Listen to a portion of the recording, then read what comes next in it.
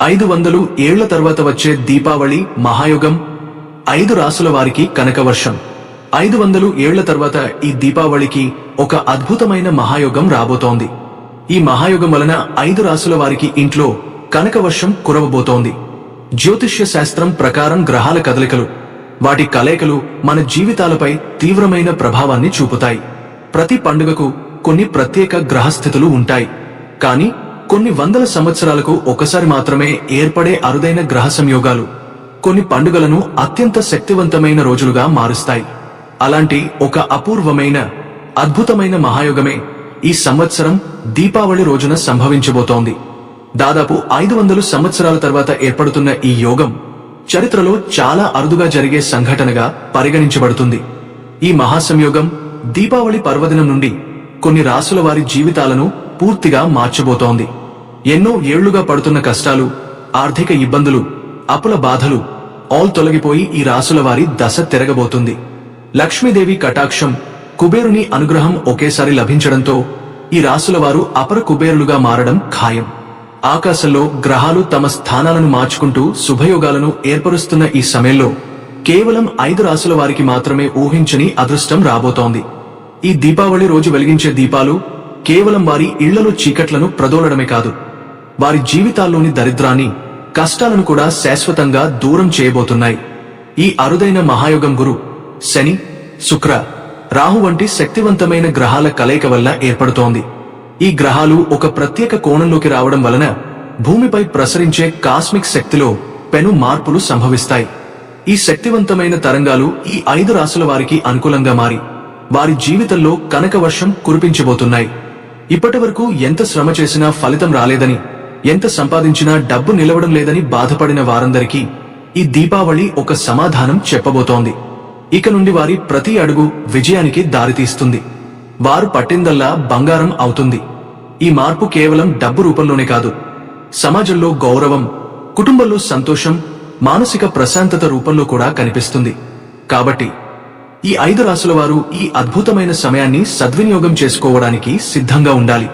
మరి ఇంతకీ దీపావళి నుండి అదృష్ట యోగం పొందబోతున్న ఆ 5 రాసులు ఎవరు? వారికి ఎలాంటి ఉపయోగాలు కలగబోతున్నాయి? ఇప్పుడు తెలుసుకుందాం.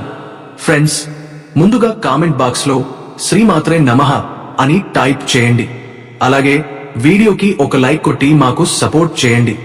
హిందువులు అత్యంత ప్రీతితో జరుపుకునే పండుగ దీపావళి. చిన్న పెద్ద అందరూ దీపావళి పండుగ కోసం ఎంతో ఉత్సాహంగా ఎదురుచూస్తారు. ఆశ్వీజ మాస బహుళ అమావాస్య రోజున దీపావళి పండుగను అత్యంత వైభవంగా జరుపుకుంటారు. అయితే ఈసారి దీపావళి అమావాస్య నుండి కొన్ని రోజుల పాటు మహాయుగం ప్రభావం ఉండబోతోందని జ్యోతిష్యులు చెబుతున్నారు. మొదటి అదృష్ట రాశి వృషభ రాశి. కృత్తిక 2, 3, 4 పాదాలు, రోహిణి 1 నుంచి 4 పాదాలు, ముగసర 1, 2 పాదాలు వీరందరూ వృషభ రాశి జాతకులు. వీరి అధిపతి శుక్రుడు. ప్రేమ, అందం, భౌతిక సుఖాలకు కారకుడు. శుక్రుడి ప్రభావంతో వీరు సహజంగానే సౌందర్యం, కళా ప్రియులు, ఓపిక గలవారు. ఏ నిర్ణయం అయినా ఆచితూచి తీసుకునేవారు. వీరిని గతంలో పరీక్షించిన కాలం ఇప్పుడు ముగియబోతోంది. ఎన్నో ఏళ్లుగా ఎదురుచూస్తున్న ఒక పెద్ద అవకాశం ఈ దీపావళి తర్వాత మీ తలుపులు తట్టబోతోంది. కొన్ని శతాబ్దాల తర్వాత ఏర్పడుతున్న గ్రహకూటమి, ముఖ్యంగా బృహస్పతి, శని గ్రహాల కలయిక వీరికి ఆధ్యాత్మిక చైతన్యం తీసుకురానుంది. దీనివల్ల వృషభ రాశి వారు తీసుకునే ఆర్థిక నిర్ణయాలు మరింత పదునుగా మారతాయి. కేవలం డబ్బు సంపాదించడమే కాదు, దానిని సరైన పెట్టుబడుల రూపంలో ఎలా పెంచుకోవాలో అర్థమవుతుంది. ఈ దీపావళి తర్వాత భూములు, ఇళ్లు, స్థిరాస్తులపై పెట్టుబడులు పెట్టే అవకాశం ఉంటుంది.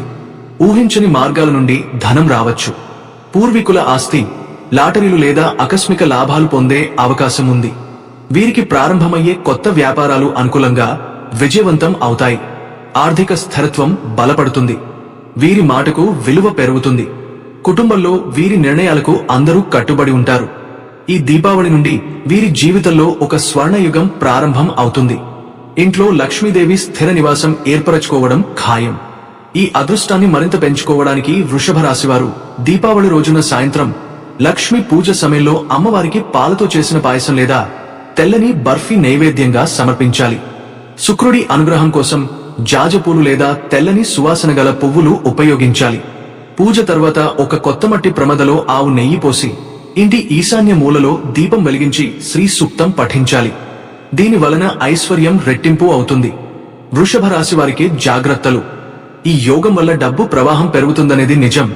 కానీ ఆర్థిక ఉత్సాహంలో పెట్టుబడులు తగిన ఆలోచన లేకుండా వేస్తే తాత్కాలిక నష్టాలు వచ్చే అవకాశం ఉంటుంది. కుటుంబంలో పెద్దల మాట వినకపోతే చిన్న విభేదాలు రావచ్చు. రోగ నిరోధక శక్తి తగ్గవచ్చు. కాబట్టి దీపావళి తర్వాత 15 రోజులు శరీర విశ్రాంతి తీసుకోవడం అవసరం. రెండవ అదృష్ట రాశి సింహరాశి. మఖ నక్షత్రం 1, 2, 3, 4 పాదాలు, పూర్వ ఫల్గుని 1, 4 పాదాలు, ఉత్తర ఫల్గుని 1వ పాదం. వీరు సింహరాశికి చెందినవారు. పేరుకు తగ్గట్లుగానే వీరు రాజుల వంటివారు. వీరి అధిపతి సూర్యుడు. అందువల్ల వీరిలో సహజ నాయకత్వ లక్షణాలు పుట్టుకతోనే ఉంటాయి. ఎక్కడ ఉన్నా తమకంటూ ప్రత్యేక గుర్తింపు కోరుకుంటారు. గడిచిన కొంతకాలంగా వీరు వృత్తి, వ్యాపారంలో కొన్ని ఒడిదుడుకులను ఎదుర్కొని ఉంటారు. తోటివారి కుట్రలు, అధికార ఒత్తిళ్లు వీరిని ఇబ్బంది పెట్టి ఉంటాయి. కానీ ఈ 500 ఏళ్లకు ఒక్కసారి వచ్చే మహాయోగం వీరి జీవితంలో కొత్త అధ్యాయం తెరవబోతోంది. గురు శని గ్రహాల కలయిక వల్ల వీరి భాగస్వామ్య సంబంధాల్లో కీలక మార్పులు వస్తాయి. ఇప్పటి వరకు మిమ్మల్ని ఇబ్బంది పెట్టిన భాగస్వాములు దూరమవుతారు. కొత్తగా మీకు సహాయకారిగా ఉండే శక్తివంతమైన వ్యక్తులు జీవితంలోకి వస్తారు. వ్యాపారంలో కొత్త ఒప్పందాలు కుదురుతాయి. ఇవి భారీ లాభాలను తెస్తాయి. వీరికి ఈ దీపావళి నుంచి రాజయోగం ప్రారంభమవుతుంది. సూర్యగ్రహ అనుగ్రహంతో సింహరాశివారు ఉన్నత స్థానాల్లోకి ఎదుగుతారు. వృత్తిలో గౌరవం పెరుగుతుంది. ప్రభుత్వ అధికారాలు, పదవులు, గౌరవాలు లభిస్తాయి. కుటుంబంలో శాంతి నెలకొంటుంది.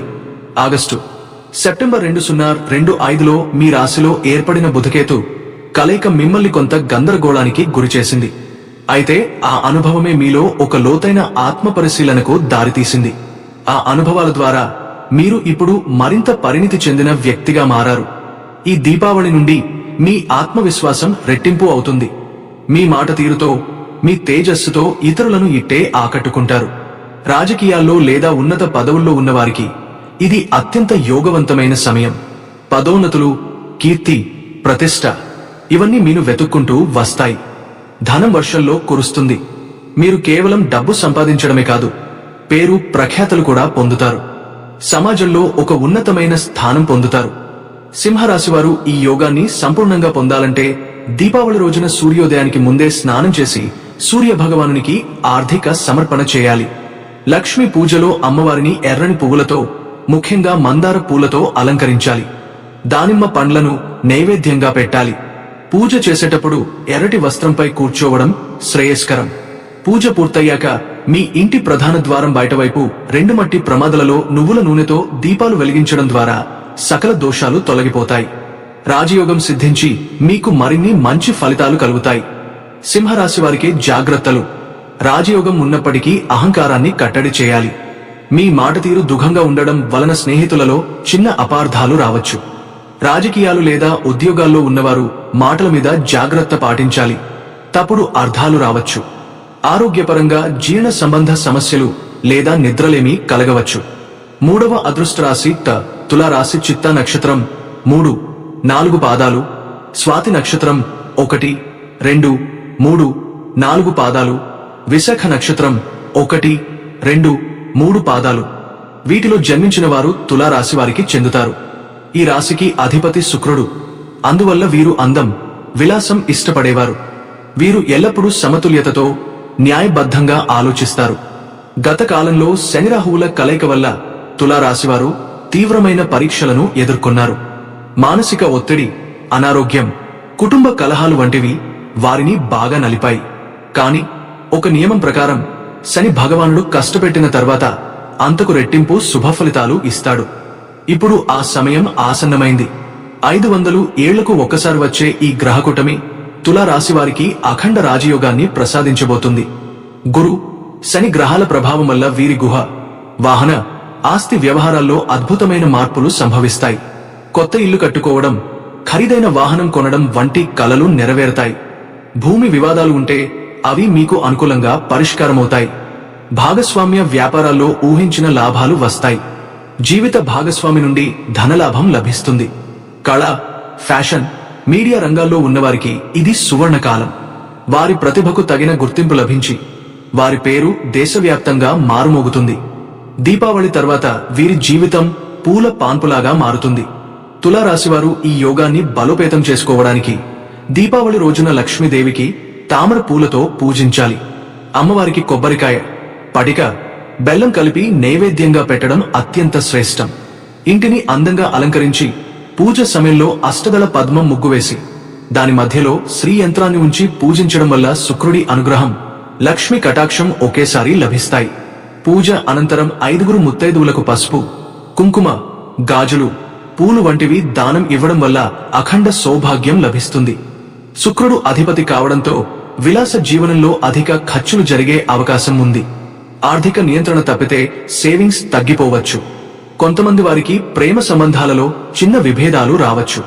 పరిహారం: ప్రతి శుక్రవారం తులసి మొక్కకు నీరు పోయి శుక్రదేవుని శాంతింపజేయాలి. పేద మహిళలకు పసుపు, గాజులు, పూలు దానం చేయాలి. 4వ అదృష్ట రాశి ధనుస్సు రాశి. మూల నక్షత్రం 1, 2, 3, 4 పాదాలు. పూర్వాషాఢ 1, 2, 3, 4 పాదాలు. ఉత్తరాషాఢ 1వ పాదం. వీటిలో జన్మించిన వారు ధనుస్సు రాశికి చెందుతారు. ఈ రాశికి అధిపతి బృహస్పతి. వీరు సహజంగానే ఆశావాదులు, జ్ఞానులు, దూరదృష్టి కలవారు. కాని గత కొంతకాలంగా ఎలినాటి శని ప్రభావంతో వీరు తీవ్రమైన కష్టాలను అనుభవించారు. ఆర్థికంగా చితికిపోయి అప్పుల ఊబిలో కూలిపోయారు. మానసికంగా చాలా వేదనకు గురయ్యారు. అయితే ఓపికతో భరించిన ఆ కష్టాలకు ఈ దీపావళి ఒక ముగింపు. శని భగవానుడు మీ రాశి నుండి పూర్తిగా వైదొలడంతో పాటు 500 సంవత్సరాల తర్వాత ఏర్పడుతున్న ఈ మహాగ్రహ కూటమి మీ ఆర్థిక జాతకాన్ని పూర్తిగా మార్చివేస్తుంది.